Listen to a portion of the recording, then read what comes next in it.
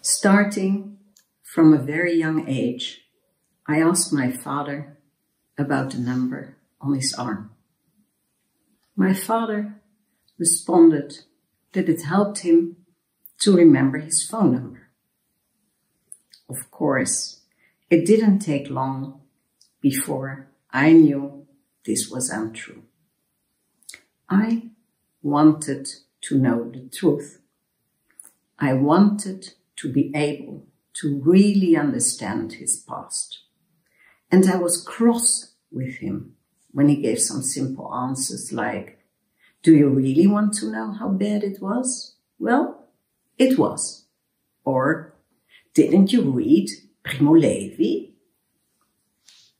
My father and mother, both Jewish, always talked about their wars. My mother about her time as a resistance courier, my father about his camps. Every moment of our lives referred to that time. But we got only their headlines, and preferably the stories to laugh about. Like my grandfather's story by arrival on the Rampe in Auschwitz, when his head was swept off his head, just minutes before they sent him through the chimney, as a friend told my father when he arrived 3 days later. Wenn ich meine Borsalino nicht habe, kann mir ganz Auschwitz gestohlen werden. All of Auschwitz can be stolen without my Borsalino. Or the joke about a swab. My grandfather was diagnosed with diabetes, after which he hung up an ad at the door of the hospital in Westerbork, the Dutch Durchgangslager, where my grandfather was the doorman until the family was sent to the death camps. Who would like to trade 10% blood sugar for 2 kilograms of coffee? I wanted to really understand. I kept asking, especially my father, what it had been like, and he would tell his stories, which in the end I knew by heart. I even started to tune out when he told the same stories over and over again. But still, I could never grasp the enormity of it all, to feel with him how it had been. I read everything I could lay my hands on. Testimonies, novels, history books, everything. And I became a specialist in trauma treatment of Second World War victims and their children, the second generation. I was the first in the Netherlands to publish about the second generation. I was even very successful in treating older men after retirement. They had problems for the first time in their lives with their Second World War past. But nothing, not even my work as a psychoanalytic psychotherapist, prepared me for a phone call from my grown-up daughter right after my last patient on a winter's day in the beginning of 2007. "Mom, have you heard from Opa? He was on my answering machine and something is very wrong. You have to go see him right away." My father, Heinz Feigenbaum, fled Vienna for the Netherlands, age 17, right after the Anschluss. His father was traveling back from a business trip and called home from Switzerland. My father had been standing on Heldenplatz and had heard Hitler's speech from the balcony of the Hofburg. He advised him not to come home. My grandfather was not allowed to stay in Switzerland and ended up in the Netherlands, where first my father and a few weeks later my grandmother joined him. They were not allowed to take as much as one Goldstück. Their flight did not spare them from deportation. From the 29th of January 1942 until the 4th of September 1944, they were imprisoned in the Netherlands before they were ordered on a train. My grandfather, as well as my father's first wife, 9 months pregnant, were murdered in Auschwitz. My grandmother was liberated in Theresienstadt, and my father survived Theresienstadt, Auschwitz, Birkenau, Dachau, Mauthausen, Großhausen, Amstetten, and finally ended up in Mauthausen again, where he barely survived as a Muslim. My father went back to Mauthausen twice after the war. The first time he visited Mauthausen, I was 8 years old, and we, my sister and I, stayed behind. He went by car with my mother, and it scared the hell out of me, since Mauthausen was nothing but a killing place. It seemed that my father made a row when he had to pay an entrance fee, and finally was admitted for free when they understood that he was a former survivor. Later, we were also told that my mother had swept the party hats from the heads of other visitors who were noisy, laughing, and mocking it all. My father, being in his 40s at that time, survived the trip very well. My mother went to bed with a nervous breakdown and suicidal wishes for 3 months afterwards. The second time my father visited Mauthausen was at the unveiling of the Dutch monument Meenheim, 1986. He had wanted me to come with him, but I had grown up with camp stories all my childhood days, and I did not want, could not bring myself to do so, to listen once again to all my father's stories. Of course, looking back now, I would have chosen differently.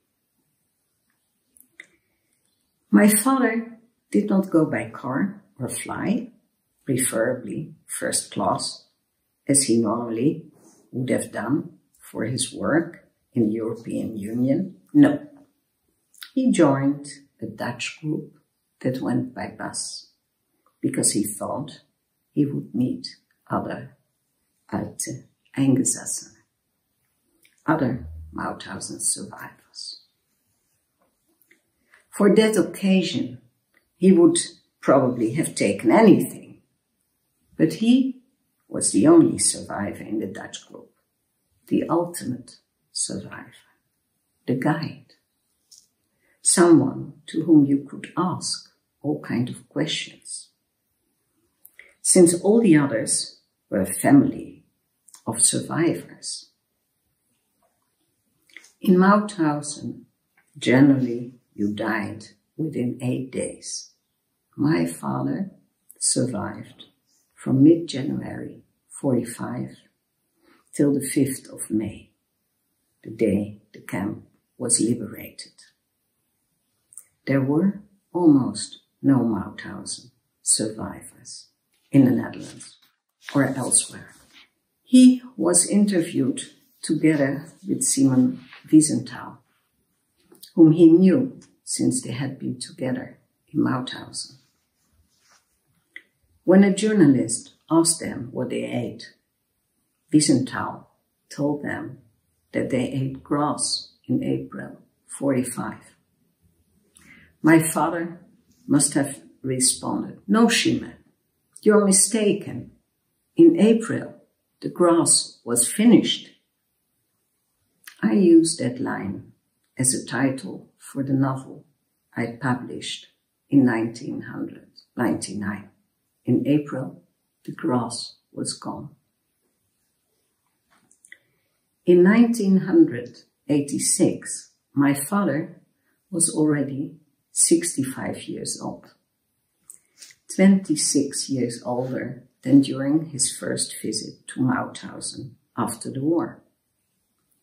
In the years gone by, he had become more and more of a survivor, although he gave the impression of being very strong. The fact that he had survived and others had not weighed heavier every year. No one in the group, in the bus, and later in the camp realized the burden on him. The difficulty of this visit, of being in a group that used him as a super guide survivor in the place that before had almost killed him. Nobody realized in the meantime the fragile balance in this seemingly strong survivor. At the end of the trip back in the Netherlands, everybody but my father stepped out of the bus. He dawdled. When he finally could bring himself to step down, he asked me right away if I would bring him to the Jewish psychiatric ward in the Netherlands, the Sinai Center. He knew he was totally confused. Since he had been going down the stairs into the Grube, he had started to fall apart. He had returned to his dark past, and he started to scribble all kinds of messages for us on little pieces of paper, which were tucked everywhere in his pockets and clothes. He was sure he would not survive this time and became very scared and psychotic. For a few days, his heart kept racing and his nose dripped together with his tears when he told us endless, terrible, incredible stories until one day my father was his composed old self again. From that time onwards, I never asked again to really tell me about it. I understood that my father was unable to stay sane and really share what it had been like in Mauthausen. But still, it did not warn me for times to come, for that day in 2007. My answering machine, like my daughter's, was full of messages. My father telling me to come to his place right away, but not to come into the apartment if the door had been forced and run for it, and to bring the children to safety. In the car, I already called a doctor who told me to call back, if necessary, only after I had seen my father. His apartment was dark, and I let myself in with my own key.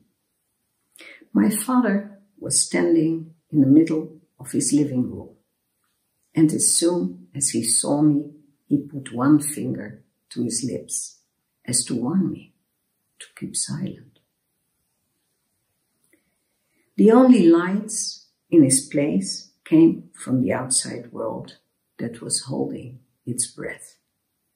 He was in his blue winter coat, and at his feet was a small bag. When I walked over to switch on the lights, he gestured not to do that, to keep silent, to keep a low profile, not to let anyone know we were there. He didn't speak, but it was totally clear what he meant. He was angry and scared when I put on the lights and started to talk. It was the beginning of a nightmare that was going to last for more than 2 years, almost till the end of his life at 88.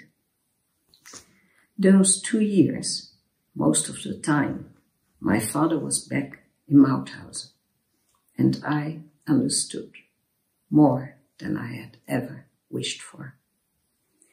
The sight of my father in bed with his back towards us, making strange movements with his body as to avoid caning, is an image I will never forget.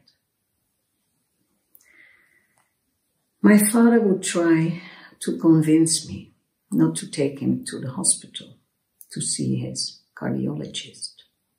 He would say things like, "When I go outside, they will remove my clothes and hose me down again and again, and it's -8. I will not survive. I will freeze to death." And another time, "They will not let me in again. My place will be taken by someone else.